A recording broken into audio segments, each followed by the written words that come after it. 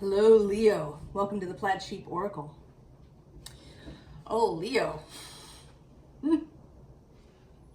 Well, not surprisingly, this reading has to do with Pluto's move into Aquarius. I wasn't sure how much this would show up in the readings. I think it's really going to show up in the readings for the fixed signs. So we've already done Taurus, it was a theme there, now we're on Leo. I fully expect Scorpio will show up next, and then Aquarius at the end. We begin with the beginning.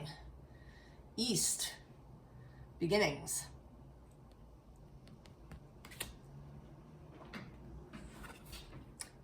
The sun in the visible position, interestingly, with the moon underneath.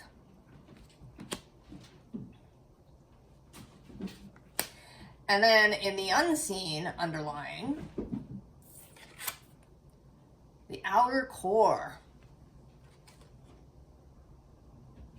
And this is certainly, this is my Venus card, Venus coming out of the surf. So she is an integral part of this. She spent 4 months last year moving back and forth between 2 spots in Leo.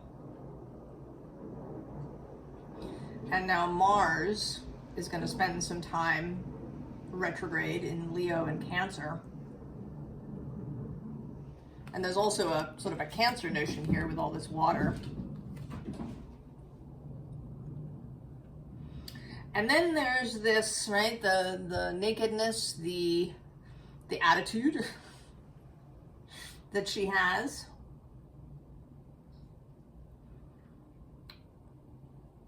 There's a fearlessness here, a boldness.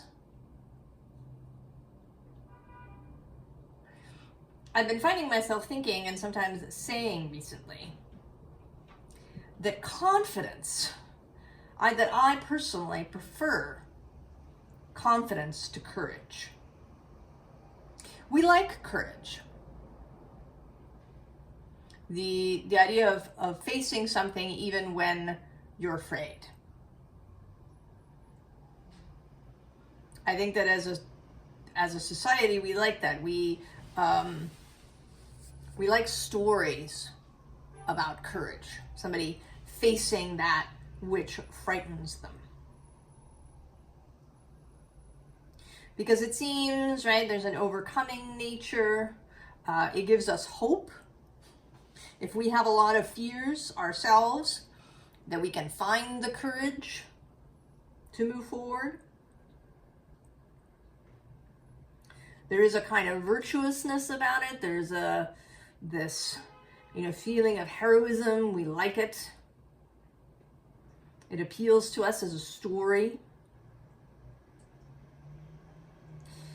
But what works in a story isn't always what we really want in our daily lives.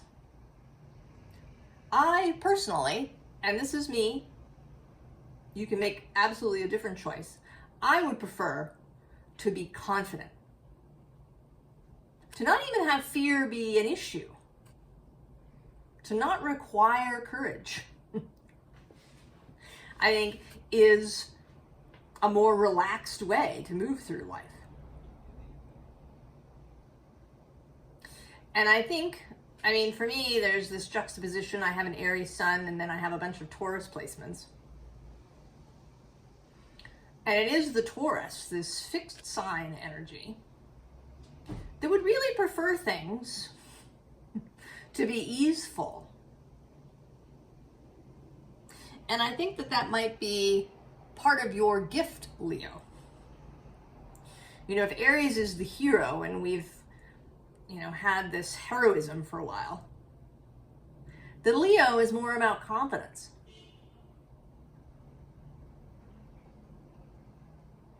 An easeful way of being. And she is confident here.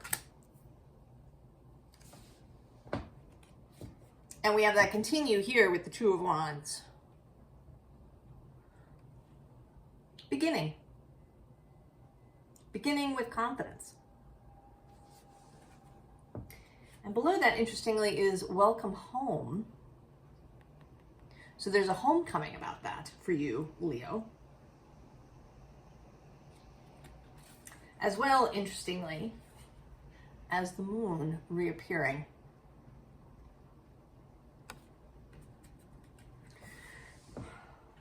So there is something mysterious here.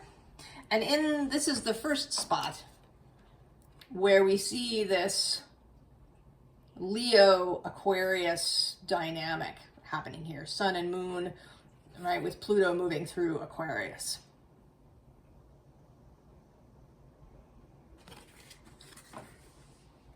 So this Pluto energy of remaking, of transformation, of death and rebirth, of the right use of power.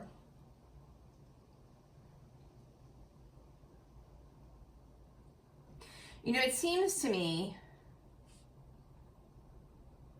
that perhaps part of Pluto's mission with those planets in opposition to him, or those signs rather, is not so much a transformation as a revelation of the best version, the truest intention. Right? I've been reading for Cancer this coming into that cardinal energy that Cancer has, that maybe has been subdued for a long time.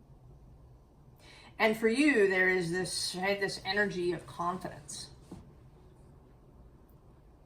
Where in the past, maybe Leo has become about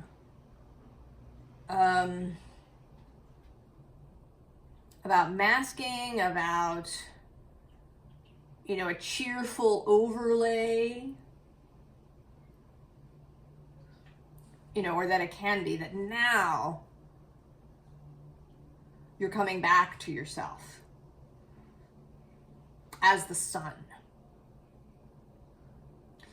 The bottom of this deck is this Page of Swords, right? Hearing the call.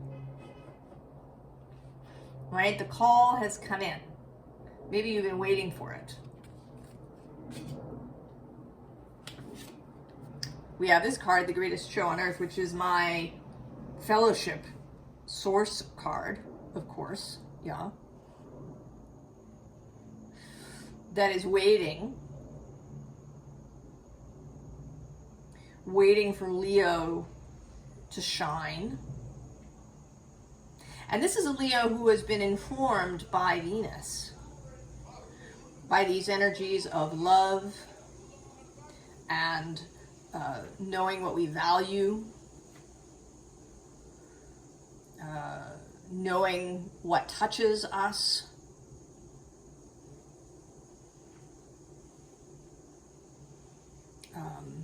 You know, a kind of personal love.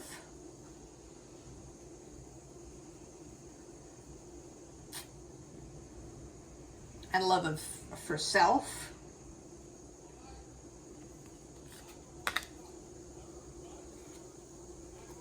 Permission, yeah. Permission to proceed. Permission to catch the light. To be the light, Leo.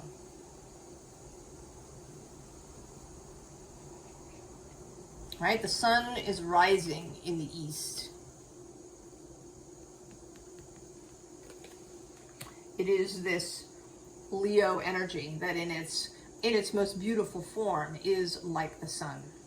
It's bright, right, we're attracted to it, but it doesn't, the sun shines on everybody.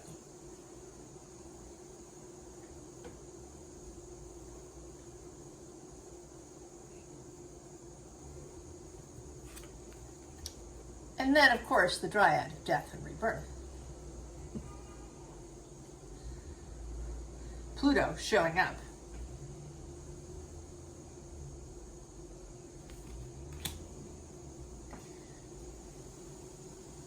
And I've been thinking, you know, about contemplating ideas of scarcity,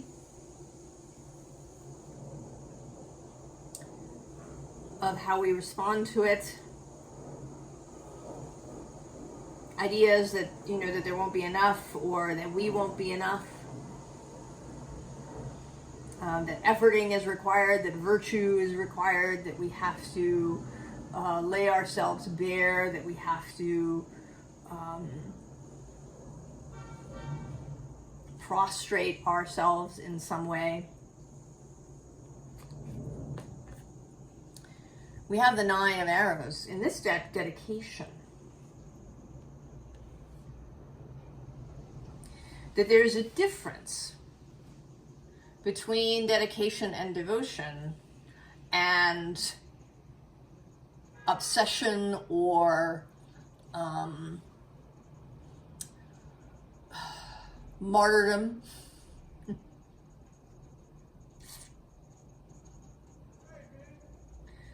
That it's not about, you know, working yourself to the bone or stripping yourself or, you know, being effortful. Because right below is the second appearance of the sun of life, right? This heart space, this also the sacral, the place, and the solar plexus, rather, the seat of the will. And then below that, the 8 of Vessels, rebirth. And I'm going to go one more, the King of Vessels. A little taste of Scorpio coming out here.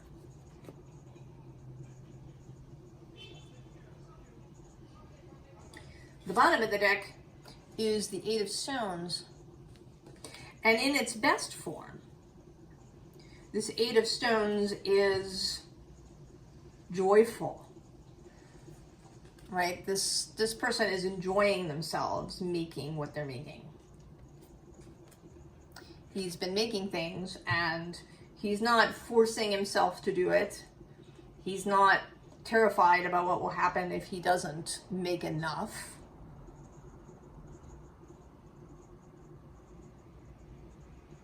There is, right, there's something, the message somehow about trust. And that Leo, that the Leo energy wants to be a beacon of trust, of faith, that everything is like the sun, which keeps shining.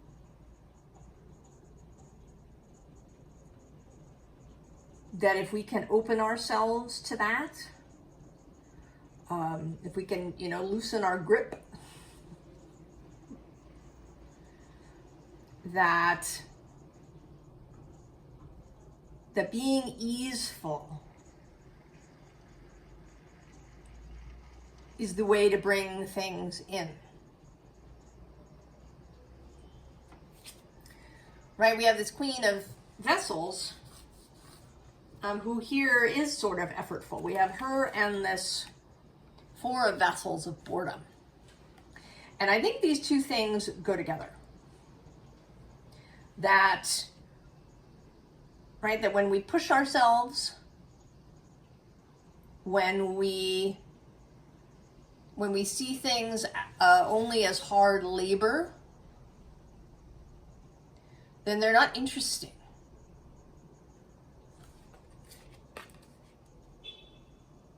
Then they become, right, all these things become chores. Our life becomes a chore. We've done that to ourselves. Partly by dividing things into work and play. By attaching a monetary value to things. You know, we talk about unpaid emotional labor.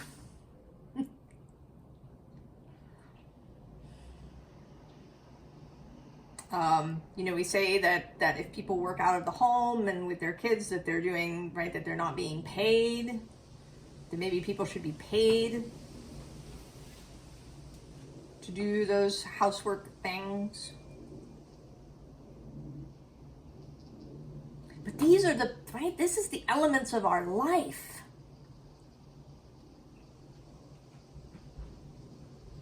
Right, even cleaning the bathroom, which is my personal least favorite, is an element of life.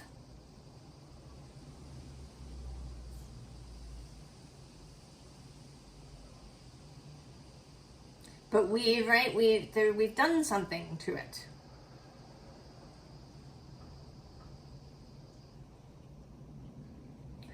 So now there's something that's happening with this move of Pluto into Aquarius.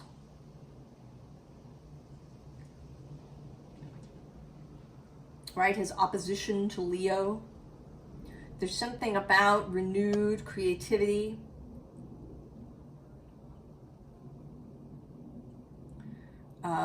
A renewed integration of public and private life.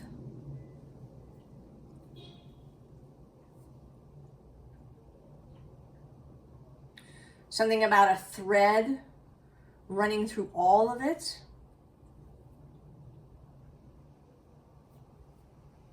This thread of light. And then we have these two. Right, who I see as Leo and Aquarius here. And that it is going to be very important that Leo and Aquarius work together.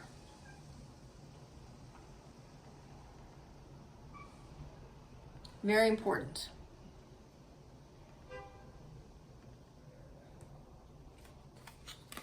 That Leo and Aquarius work together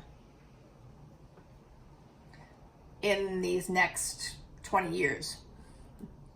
I mean, of course, I personally, I have a strong opposition in my natal chart, and so I think that's partly the reason that I am fascinated by the oppositional energies of the zodiac. How opposing signs are like each other, how they're different, and how they can work really well together rather than in opposition to one another. Right? Not pulling on two ends of the rope like a tug of war, but coming together in the middle. Being complementary.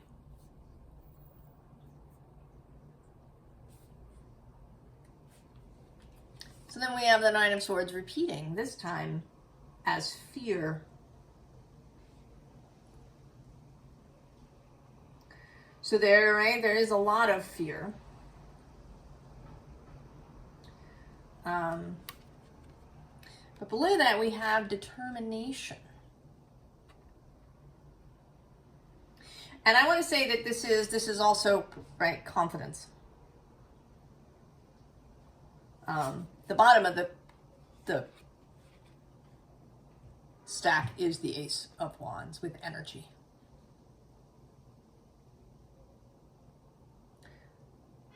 So that there is a way out of fear. A way out of boredom.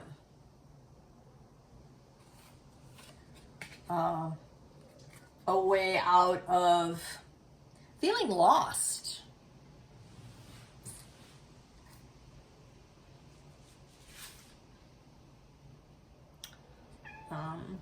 I have to pause you for just a second. Don't go away. I'll be back. All right, I'm back. Pardon the interruption. Okay, so moving away from fear through determination, through dedication, through devotion,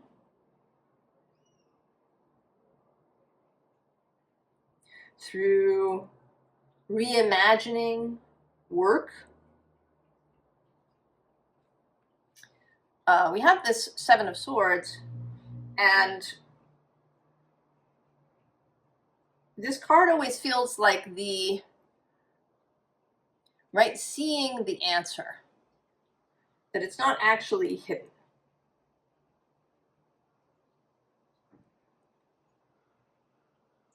That in fact the fox is wanting to be helpful, right? He's holding back this sword, and we're left with 6. And the 6 of Swords is that mental journey that we can make to a new idea. So the key here is to allow the fox to take the sword. Right? Allow yourself to change your mind. Allow yourself to see things differently. Don't try to go in there and try and wrest the sword away from the fox. You don't need it.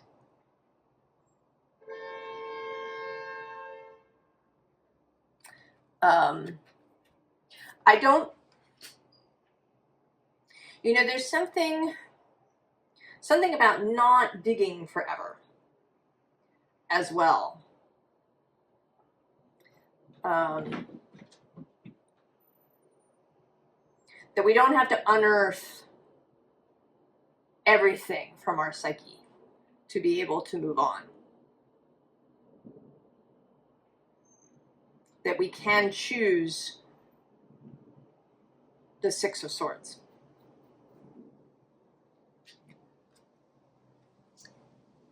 And then we have this union, more collaborative energy.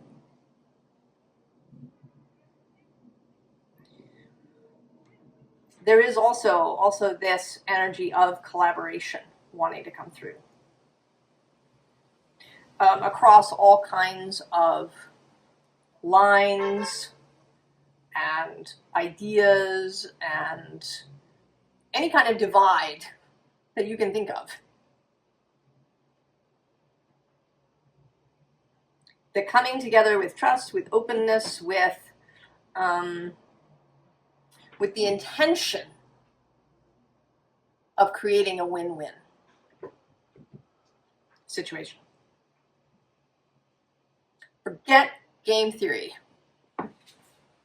Forget it. Don't enter into relationships with game theory in mind.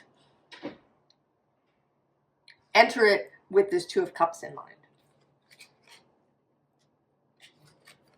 And the Sun again.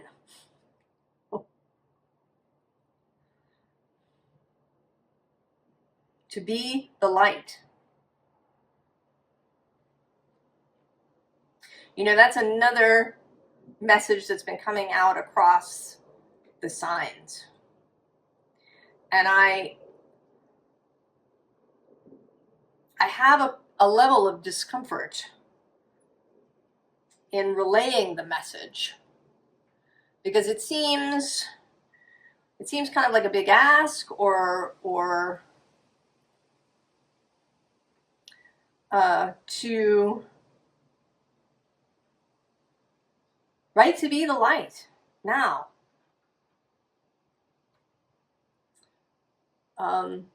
To choose joyfulness, to choose openness, to choose being the sun.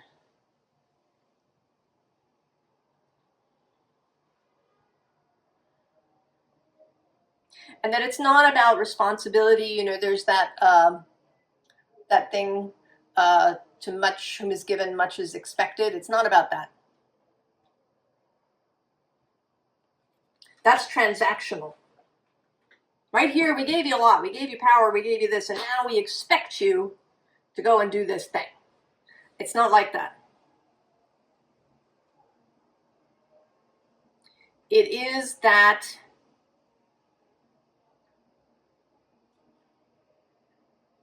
it's, right, What is it that your heart wants to express, to be?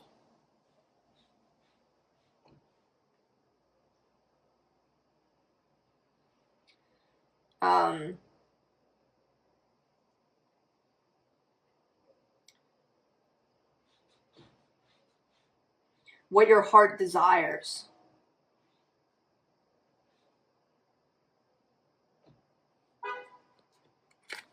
Right? This works, this Three of Pentacles, this joyful, collaborative building. To be the sun, not because it's your responsibility or it's required of you or it's your mission, but simply because that is who you are. And it will feel really good. That it will just feel really good, right? That you're going to feel like this rather than like this.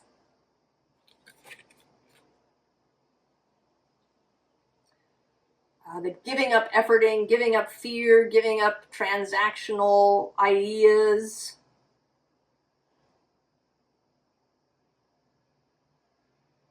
That it's just, right? It's just going to feel really good when you do it.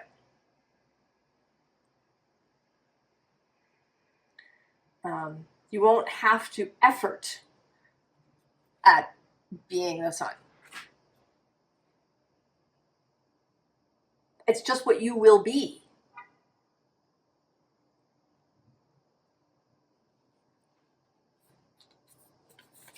And so we have Vesta. Dedication, devotion, keeping the flame alive. Not because it's your job or you're going to get something out of it, or it's how you build up virtue, but because it is who you are. It is the only way to be.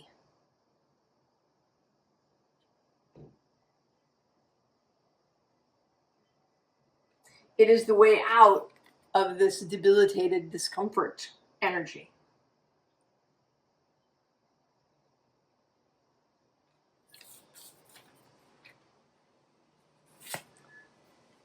The bottom is the imam coeli, the root.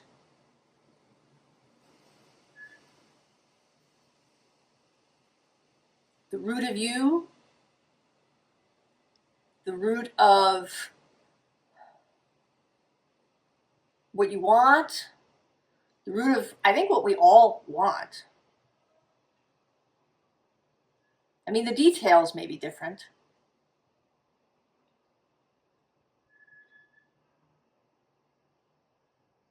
But I think we all want a more easeful, more joyous way of living, where we're not always thinking about, the monetary worth of something.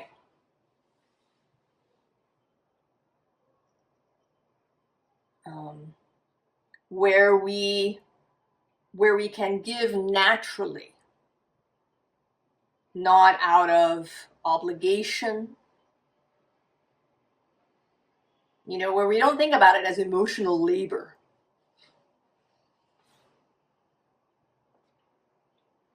Where we enjoy harmony. And we enjoy creating this spirit of union, but that it's not labor-filled. So I had to laugh when I saw these next three cards come out, because we have opposition, communication, relationship. So, simple. And I want to say that it can be easy.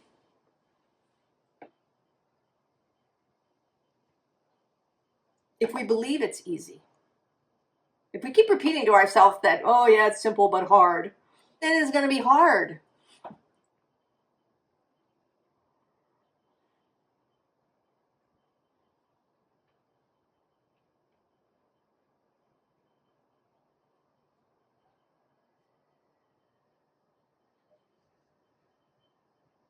Right? If we move through the world telling ourselves we can't trust people, we have to be careful, then we're always going to be looking for that.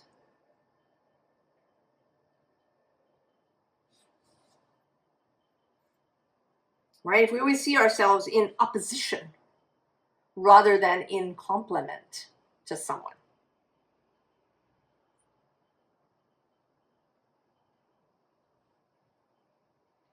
So there is, right, there is this, that it is important, that it's important to communicate and to be dedicated to this, to these beginnings, to this fluidity, to this easefulness, to keeping the flame.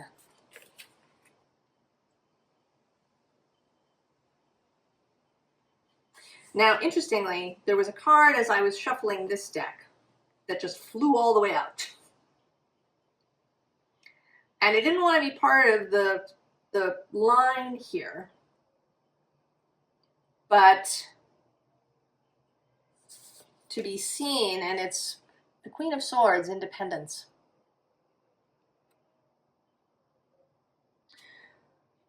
So there is a kind of, right, there's an overarching energy, I want to say, of independence here. And independence in thinking.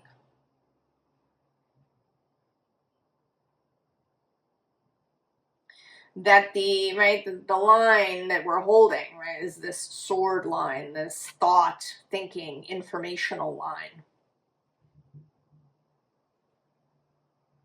There's so much information, so many opinions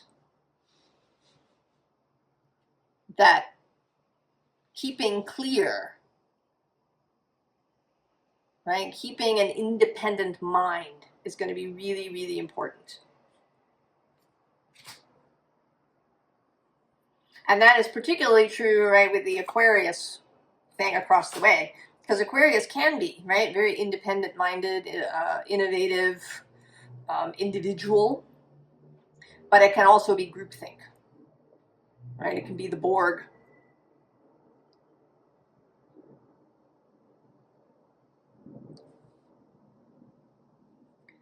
Advice, formal advice, because we've already had some. Ten of Wands, yeah, put it down.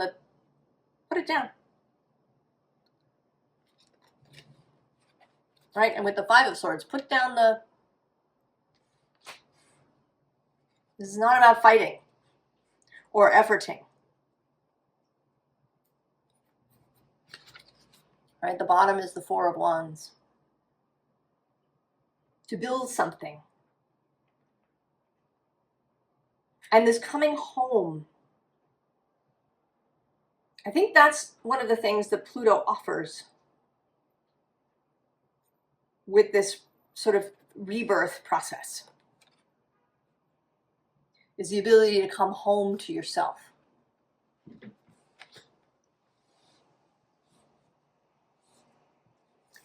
Then we have the King of Swords, Aquarius, together with Strength, Leo.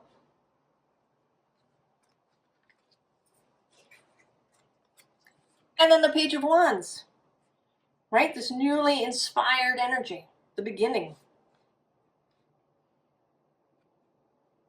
Allow yourself to really have a new beginning.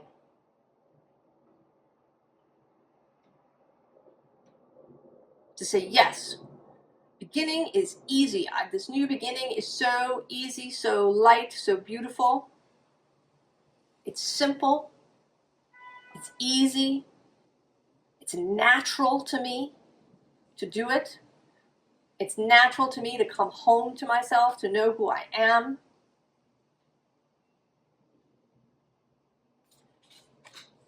Now, the interesting thing is that I thought it was going to be 3 cards. And then there was this sense of like 2 more that wanted to come out, and they are the 9 of Wands and the 7 of Wands. And I feel like the ghost of Christmas present saying, you know, beware these 2. Right? In that case, it's ignorance and want. And here it's sort of defensiveness and battling and efforting and exhaustion.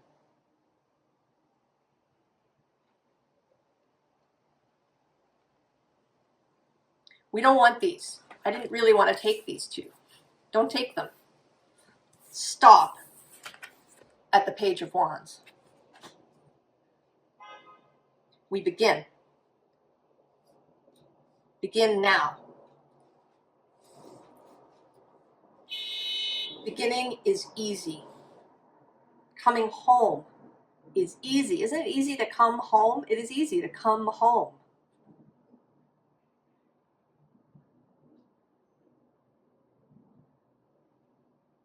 Leo.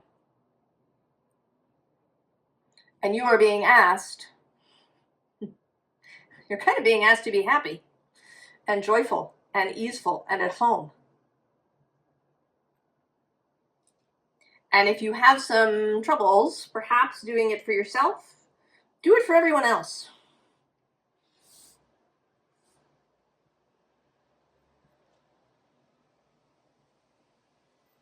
Because this is the moment of possibility. And you're going to have Pluto in your corner moving across the way. His strength, his power will be there for you. Not in opposition, but in complement.